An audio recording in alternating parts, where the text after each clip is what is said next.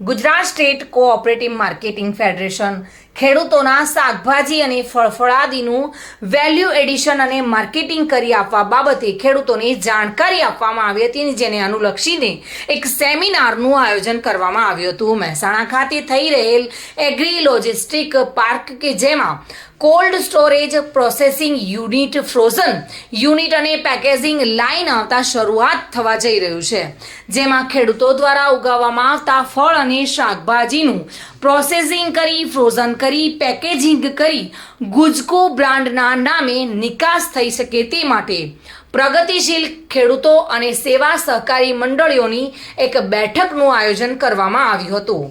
અને જેમાં મોટી સંખ્યામાં આગેવાનો પણ ઉપસ્થિત રહ્યા હતા। ગુજકો માસોલ જો મૂળ પ્રશ્ન ખેડૂતોનો એ છે કે બધું વાવેતર તો કરવું,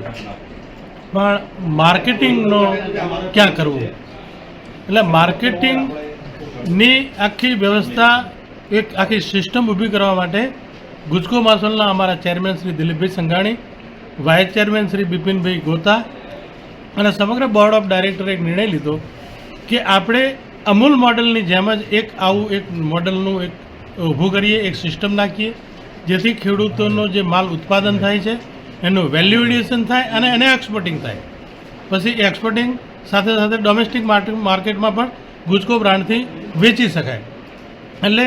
આ આખી વ્યવસ્થા ઊભી કરવા માટે અહીંયા આજે રાધનપુરમાં અમે ખેડૂતો અને ખેડૂત સેવા સહકારી મંડળીઓ, ફળ શાકભાજી મંડળીઓ, અમારા માનનીય ધારાસભ્યશ્રી, ચેરમેનશ્રીઓ અને ઉપસ્થિત બધા ખેડૂતો, પ્રગતિશીલ ખેડૂતો સાથેની આજે મિટિંગ રાખવામાં આવી હતી। દિનેશ સુથાર, ગુજકો માસોલ CEO। ગુજકો માસોલ આપ સૌ જાણો છે રાજ્યની ટોચની સરકારી સંસ્થા છે। માનનીય વડાપ્રધાન શ્રી નરેન્દ્ર મોદી સાહેબનું ખેડૂતોની આવક ડબલ કરવાનું સપના,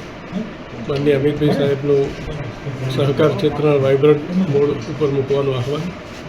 અમારા ચેરમેનશ્રી, વાઇસ ચેરમેનશ્રી અને સમગ્ર બોર્ડનું એક વિઝન, કર્મચારીઓની કાર્યદક્ષતા, એ બધાને લઈને એક વિષય નવો ગુજકો માસોલ જે પોતાના ખાતર, દવા, બિયારણો, એગ્રીકલ્ચર ઇનપુટ ડિસ્ટ્રીબ્યુશનનું કામ કરે છે, એની સાથે સાથે એક વેલ્યુ એડિશનના ક્ષેત્રમાં આપણને બધાને ખબર છે કે વેલ્યુ એડિશન છે એ જ એક શ્રેષ્ઠ વિકલ્પ છે ખેડૂતોની સમૃદ્ધિ સુનિશ્ચિત કરવાનો। તો મહેસાણા ખાતે એગ્રી લોજિસ્ટિક પાર્કની કામગીરી અમે ચાલુ કરી છે। એમાં જે ફળો અને શાકભાજીઓનું પ્રોસેસિંગ કરવાનું છે, પેકિંગ કરવાનું છે અને ડોમેસ્ટિક અને ઇન્ટરનેશનલ માર્કેટમાં વેચાણની આખી વ્યવસ્થા અમે ઊભી કરવા જઈ રહ્યા છીએ। એના માટે રાધનપુર APMC ખાતે તમામ આગેવાનો અને ખેડૂતોની સાથે એક મિટિંગ કરી છે કે જેમાં એ લોકો જો ખેતી કરવા તૈયાર હોય શાકભાજીની, તો એની સમગ્ર જવાબદારી ગુજકો માસોલ,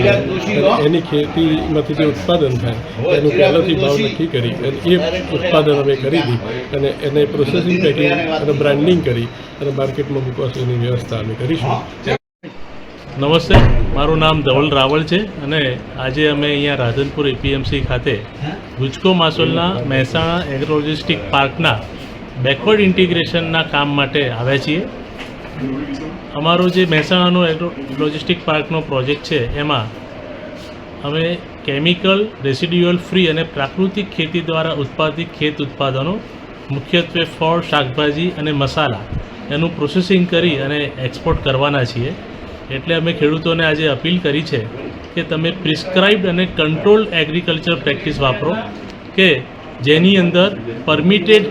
પ્રકારના જે બાયોપેસ્ટિસાઇડ છે એનો જ ઉપયોગ થાય અને જેથી આપણા ખેત ઉત્પાદનોને આપણે ફોરેનમાં પણ એક્સપોર્ટ કરી શકીએ અને આપણને વધારે સારા ભાવ મળે, એ આજની મિટિંગનો અમારો હેતુ હતો। વસંત કડિયા સાથે bureau report, today Gujarati news.